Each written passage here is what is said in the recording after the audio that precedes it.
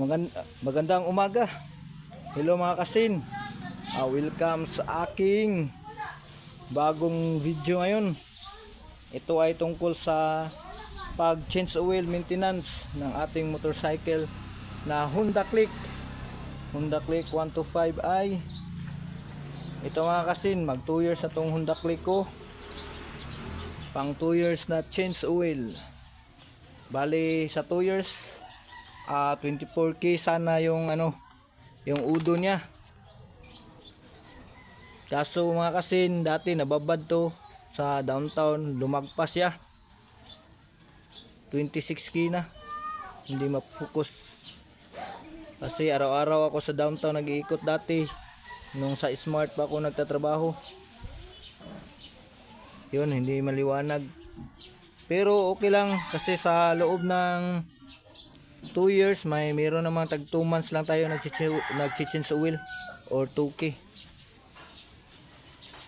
Pwede naman sana mga kasi na kahit 4 months pwede tayong mag-change oil, kahit 4 months or 4,000 kph pa yung recommended sa maintenance.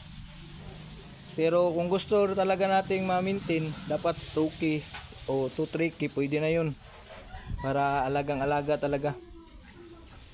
Ngayon lumagpas siya, umabot ako ng 4 months kasi nandun lang naman sa office, papuntang trabaho lang man. Tapos ang gamit ko fully synthetic na from Honda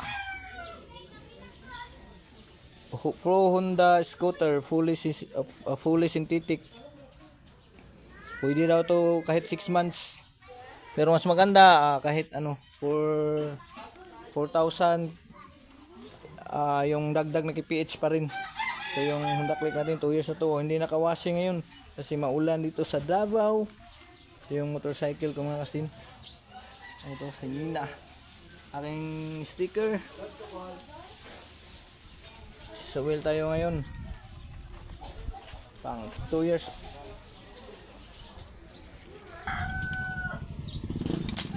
Hello, nagbabalik ako.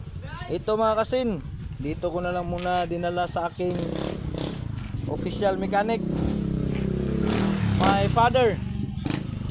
Airpot ko lang ang titira nito mga kasin. Dito ito sa Mandaling Sasa,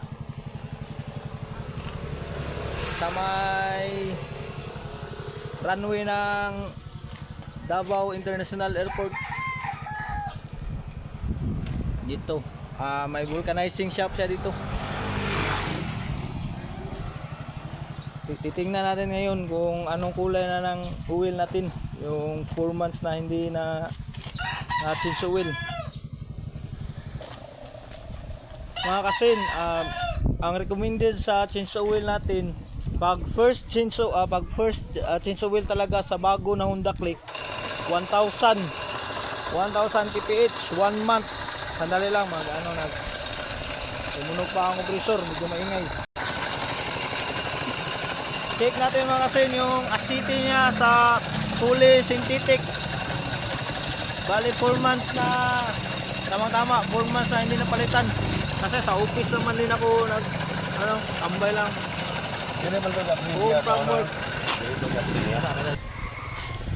Naka-ready din tayo ng hindi makapokus ng phone na to Sandali. Nabutas na yung upuan guys. Packing cock.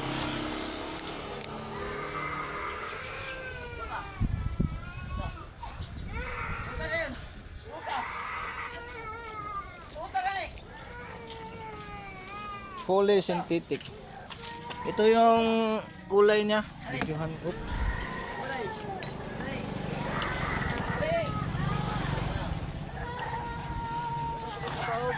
Check na ko pa. Ito yung kulay niya guys, medyo maitim na pero makita pa rin natin yung kulay pula. So hindi pa siya nakapula pa, goods pa din kahit medyo natagalan pag change oil. Basta guys, recommended natin yung bago 1,000 kph or 1 month. Sa pangalawang maintenance, warranty pa yan sa kasa. 2 months, 2,000. Tapos pangatlo, pwede na siya 6 months. Hindi, dagdag ng 4 months o 4,000 kph. Yun, ang recommended sa manual, pwede na sana 4,000 kph.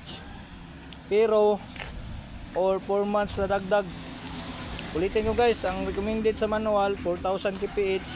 Sa mga after na sa 3 warranty ng kasa, 4,000 kph or 4 months. Pero kung gusto nyo alagang-alaga talaga, 2 months, pwede na siya, or 2k kph. Yun. Pero pag hindi masyadong yung motorcycle nyo, pwede na siya 4 months talaga. Yun guys, yun ang recommended. Pero sa iba, sila para alagang-alaga talaga nila yung engine ng kanilang motorcycle. Pero sa akin, gusto ko na lang fully synthetic man din yung gamit ko. Pwede na siya 4 months. Okay na sa akin. Sa na lang to ginagamit ko, home to office na lang. Hindi kagaya dati guys na araw-araw umiikot sa downtown. At dito na lang guys. Maraming salamat sa pagsuporta. Ito yung change oil maintenance natin sa ating Honda Click 125i. Hello guys. Ito rin guys, airpot ko guys. Guys, sa pag-change oil pala, kailangan din natin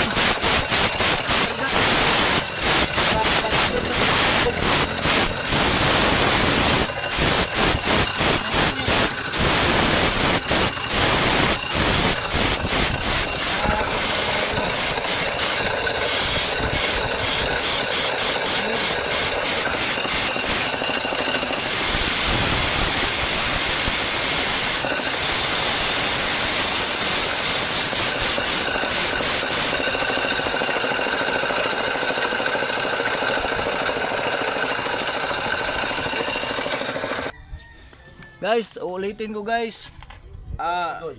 Kailangan natin i-airgun yung dito sa loob. Dahil marami pang naiwan sa loob. Ito yung lumalabas. Pag walang airgun, hindi natin na pahanginan, na spray doon sa ilalim. Ito, marami pang galing sa loob. Kaya pag may airgun, lalabas yan. Okay guys, maraming salamat. Hanggang dito na lang. Tapos na yung natin. Walang washing pa yung motorcycle ko guys dahil maulan pa dito sa Mindanao, sa Davao City. Ako nga pala si Sinina from Sinina TV, the funny rapper and vlogger ng Davao.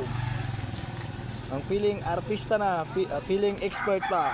Dito na lang guys. Maraming salamat.